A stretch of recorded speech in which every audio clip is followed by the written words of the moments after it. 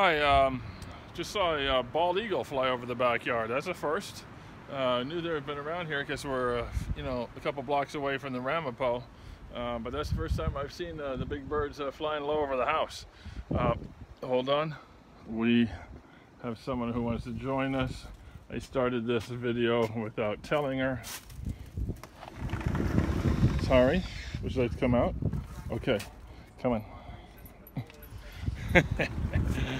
So anyway, that kind of brings me to talk about the National Wildlife Federation Backyard Habitat Program. We've been a backyard habitat for years now. You have to get certified for that. Basically, you need food, shelter, and water, some of the basics. But once you get that, they certify you, and you can pay a little extra to have a really cool sign. We have that out front. So kind of go over some of the basics here with you. First thing you want to do is have some type of water source.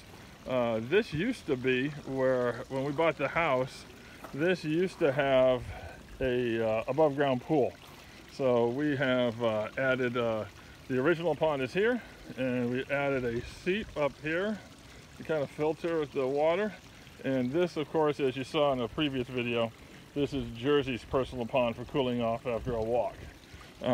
So that's one of the main water sources that brings in lots of creatures. Songbirds use it during... Yes, I'm doing a blog. Well, not really a blog. Why? What'd you need? What? What? Right there? I smell a skunk.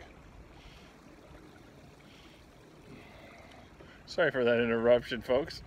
Anyway, where was I? Okay, so that's the water source. We also have bird baths.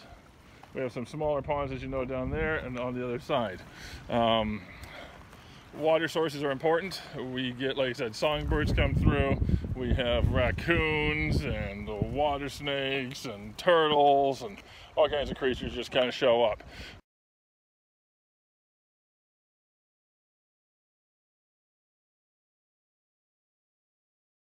The other thing is cover.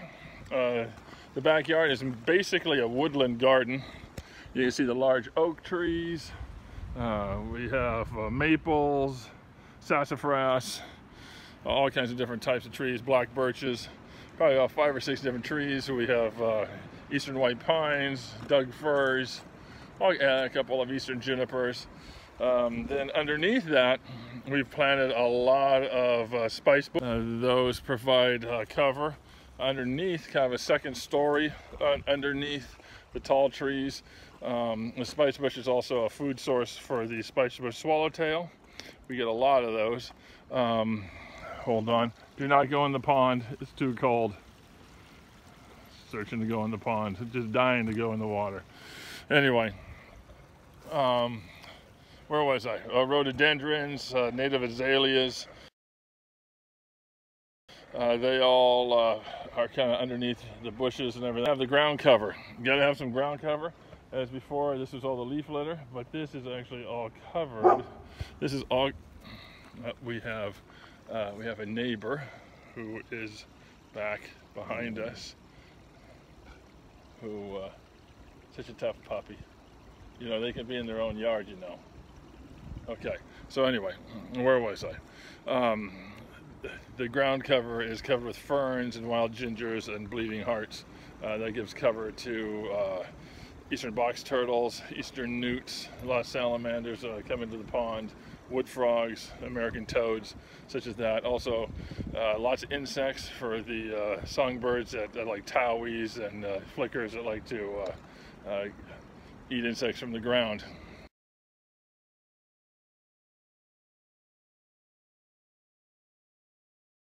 Also, food sources. You can always put out a feeder. If you decide to put out a bird feeder, what are we doing? What are we doing? Okay. If you decide to put out a bird feeder, you make sure you check out the rules and regulations with your local city. Sometimes you can't put out bird feeders because of rodents, or in this case, in our area, we have bears. They love birdseed. So make sure you check your regulations for your city before you put out any feeders. You put out a hummingbird feeder, please don't use the feeders that has red dye already in it. Make your own. I'm getting a little old, so I can't remember the mixture. Google it, but just use sugar and water for hummingbirds. Also, we plant a lot, and I mean a lot, of berry bushes. We've got blueberries, elderberries, we have winterberry, everything berry. There's berries everywhere. We never get any ourselves, but it's all for the birds, beautyberry, all kinds of stuff. So that provides a lot of food, plus the large amount of native plants with all the flowers and everything. It brings a lot of insects.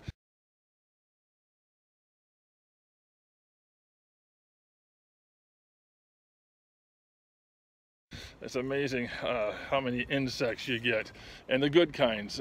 We've noticed that, especially with the water feature, we have dragonflies and damselflies. They eat a lot of mosquitoes. So once you kind of get a kind of a native habitat going, the good and the bad get balanced, and there's less flies and mosquitoes than you would normally have, because there's a lot of beneficial insects. So highly recommend it.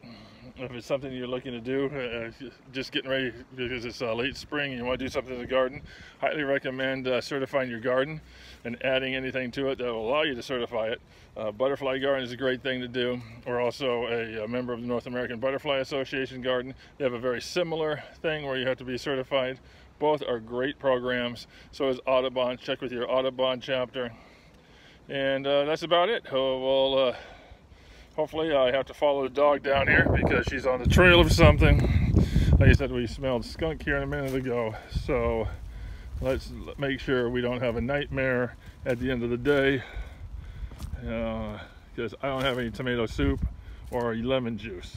So, till next time, we'll see ya.